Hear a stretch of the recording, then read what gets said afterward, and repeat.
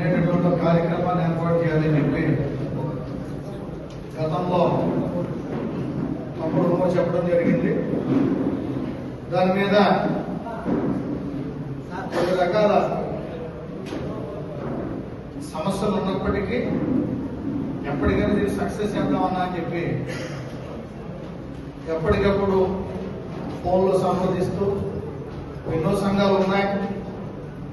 అన్ని సంఘాలని ఒక కూటమి మాదిరి ఏర్పాటు చేసి అంటే విలీనం చేయడం ఇంకోటి అయితే జరగదని చెప్పి అన్ని సంఘాలని ఒక కూటమిగా ఏర్పాటు చేసి అందరినీ కలుపుకొని ముందుకు వెళ్లే విధంగా పార్టీలకు అతీతంగా సంఘాలకు అతీతంగా మేమంతా భూదేకులం, మేమంతా నూరు భాషలు అనేటటువంటి ఒకే ఒక నినాదంతో ముందుకు వెళ్ళాలని చెప్పి తమ్ముడు చెప్పడం, దాని మీద ఈ కార్యక్రమానికి రావడం జరిగింది. గతంలో మన పెద్దలు ఎన్నో పోరాటాలు చేశారు, మనందరికీ తెలుసు. ఇప్పటి వరకు కూడా అనేక పోరాటాలు జరుగుతున్నాయి. వెనక్కి తిరిగి చూస్తే మనం సాధించింది శూన్యం. సరైనటువంటి ఏ జీవో కూడా మనం తెచ్చుకోలేకపోయాం. అన్ని పార్టీలు అందరూ ఉన్నారు, ఎవరిని ఎవరు విమర్శించేటువంటి పరిస్థితి లేదు. వైఎస్ఆర్ కాంగ్రెస్ పార్టీలో ఉన్నారు, టీడీపీలో ఉన్నారు, జనసేనలో ఉన్నారు, బీజేపీలో ఉన్నారు. అన్ని పార్టీల నాయకులు, అభిమానులు ఉన్నారు.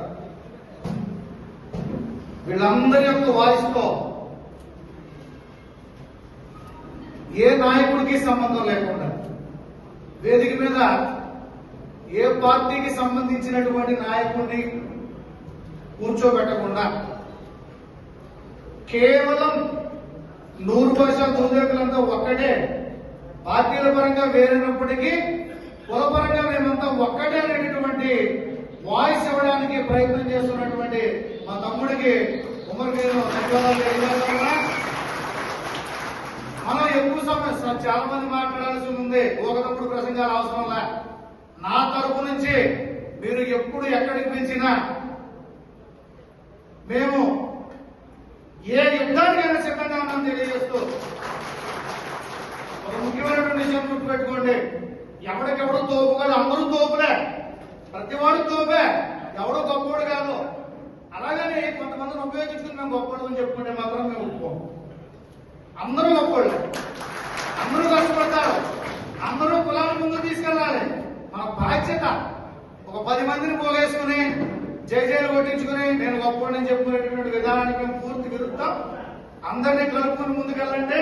ఈరోజు తెలుగుదేశం అధికారంలో ఉండొచ్చు, రేపు వైసీపీ అధికారంలో ఉండొచ్చు, ఎవరు అధికారంలో ఉన్నా మనందరం ఒకటని తెలియజేస్తూ మీరు పార్టీలకు అతీతంగా విజయవాడలో పెట్టినా, గుంటూరులో పెట్టినా, చంద్రబాబు గారిని, జగన్మోహన్ రెడ్డి గారిని ఎవరిని పిలవద్దు. డైరెక్ట్ గా మనమే నాయకులు, మన వాయిస్ ఇప్పించుకునే విధంగా ఒక ధర్నా చేద్దాం.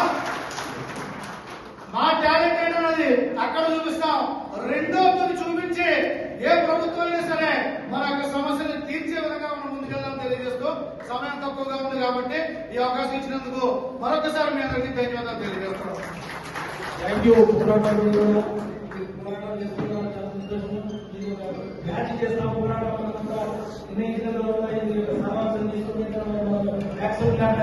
అవసరం ఉంది. ఇది పోరాటం దాన్ని సపరేట్ గా ఒక వింగ్ పెడదాం. ఆ పోరాటానికి